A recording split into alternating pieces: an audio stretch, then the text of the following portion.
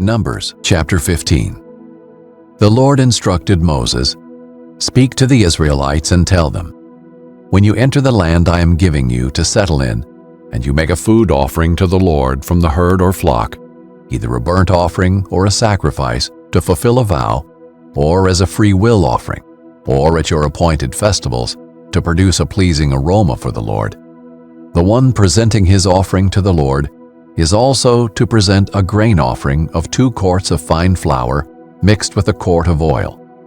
Prepare a quart of wine as a drink offering with a burnt offering or sacrifice of each lamb. If you prepare a grain offering with a ram, it is to be 4 quarts of fine flour mixed with 1/3 of a gallon of oil. Also present 1/3 of a gallon of wine for a drink offering as a pleasing aroma to the Lord. If you prepare a young bull as a burnt offering or as a sacrifice to fulfill a vow, or as a fellowship offering to the Lord, a grain offering of 6 quarts of fine flour mixed with 2 quarts of oil is to be presented with the bull. Also present 2 quarts of wine as a drink offering.